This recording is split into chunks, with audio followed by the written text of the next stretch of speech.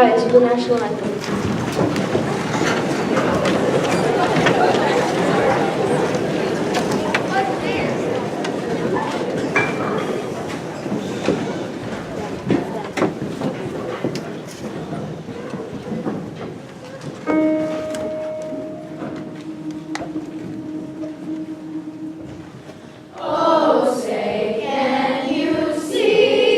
By the dawn's early light,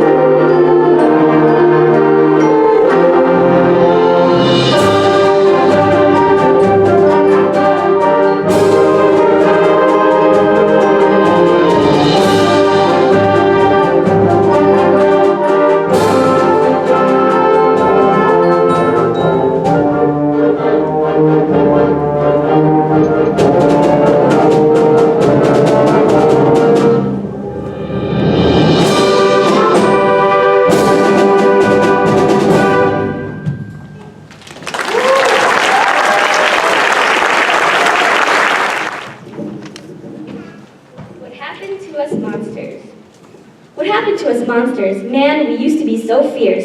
But everything's been different since we got up in years. Count Dracula, remember him? Nocturnal, pale and tall. He swore off blood. He says he's watching his cholesterol. The Wolfman bought a hair to cover his receding hair, and he slept right through the last full moon in his reclining chair. The witch gave up her broom and says it's too unsafe. She still goes out to bingo games, but takes the bus instead. The Cyclops got a bifocal, Medusa's snakes went gray. The zombies only moan when they want brands to eat all day. The Blob was told to watch his weight, while Bigfoot has the gout. The human fly has maggots now. The dragon's fire went out. Old Dr. Jekyll's just plays chess each night with Mr. Hyde, while Frankenstein's no show since he went and got a bride. What happened to us monsters? Man, we used to terrorize, but now we're more concerned with rest and proper exercise. I used to think that was nothing as scary as my curse, but now I see it growing much, much, much worse. I guess I'll go home. I can't believe how you all slipped. If any monsters can change your minds, come and get me in my crypt.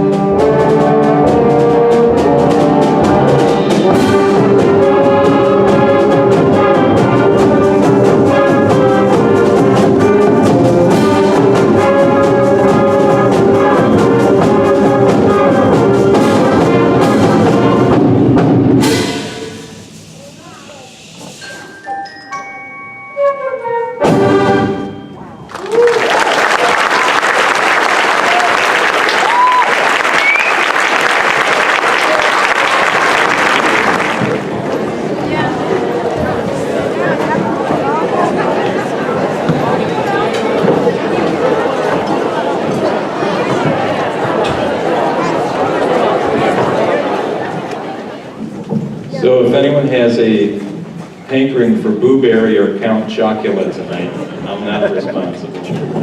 Well, let's welcome our guest composer conductor back to the podium, Mr. Balmages, and he will tell you, come on back.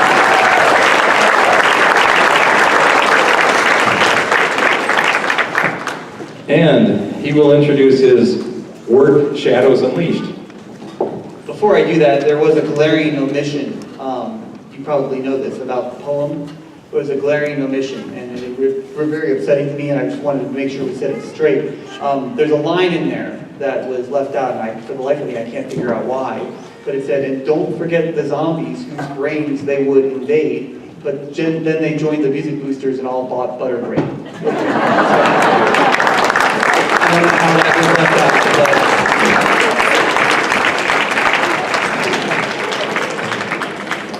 I don't know, folks. I don't know.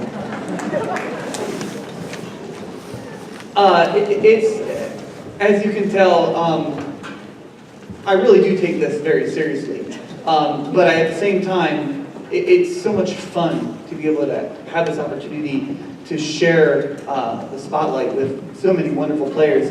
I want to draw your attention to something that some of you may remember and some of you have no idea. 6 years ago, I was right here. And 6 years ago, while we were having a great time, it was this part of the program that I started reaching out to everybody sitting in front of me, begging you to fight back because we weren't sure if you were going to have a music program the following year because it was a referendum on it. And while everything was great and we were having a great time, I was begging you all to figure out a way to not let them take this away. And here I am 6 years later, and you've got grants coming in, you're sending kids to camp on scholarship, you're doing all these wonderful things, your Music Boosters is not just alive, but it's alive and well and thriving, and people are wonderful and they're supportive, and you all are here. And 6 years changes a lot of things. And it's really important that you realize what a great thing this music is doing for these kids. And you know, it's funny, we always talk about the value of music, and we always talk about test scores, and we talk about how kids involved in music tend to not drop out in high school, and they tend to be more involved in extracurricular activities. We talk about how they tend to learn foreign languages better because they have better pitch and pattern recognition. We talk about their aptitude, their test, we talk about all those things. But there's a lot of things we don't talk about that we really need to talk about more.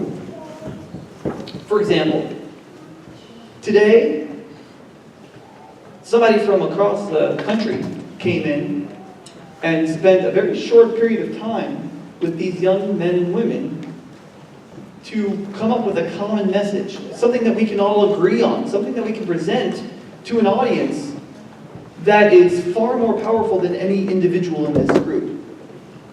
That's pretty powerful. And if you wonder why that's such a big deal, I would simply invite you to look into the world of politics.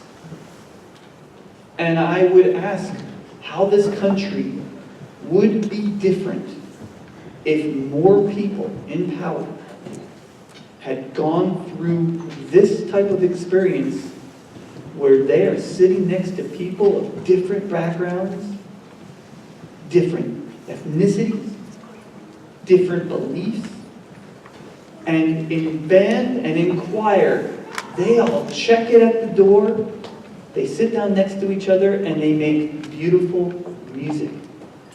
Could you imagine a country, a world that embraced that kind of collaboration? So when you think about the importance of music, let's not talk about test scores anymore. Let's talk about, I don't know, dare I say more important things like our world, like our friendship. They're not on phones, right? They're with each other. They're celebrating each other and they're communicating with each other. That is far more powerful than anything that I can think of. And it means a great deal for the support that I see, both from administration and from parents. And especially, I would be so remiss if I didn't just give a huge shout out to Mr. Loest, who we know these music teachers, we know none of them, teachers in general, none of you, and some of you are teachers out there, none of you get paid enough, not even close. And while you don't get paid enough, you come in early. What time do you get here every morning? 6:45. What time do you typically, well, tonight you're leaving around 8. You leave when the work's done. Yeah, you leave when the work's done. And so, I don't think sometimes we appreciate people like Mr. Loest. Because to him, it's a job, but it's so much more, and that's what drives him to be here at 6:45 every morning, these kids. And you can hear it in their way they sound. So I want to publicly thank you for all that you do for this school. And for that.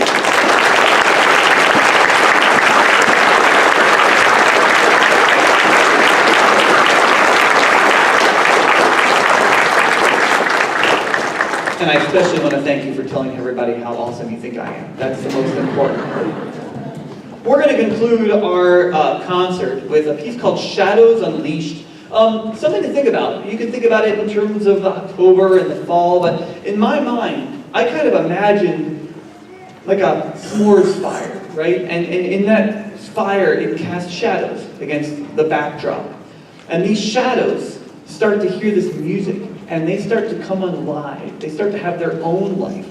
And during this process, the shadows literally become unleashed. They become unleashed and they become their own selves, and they go into this ritualistic, just incredible dance. And so I hope you enjoy Shadows Unleashed. Again, thank you to Mr. Loest. Thank you to all of you for supporting them. And most importantly, thank you guys for being, I don't know, what's a good word? Awesome. Wonderful, wonderful, wonderful. It's been my pleasure to work with you. Here's Shadows Unleashed.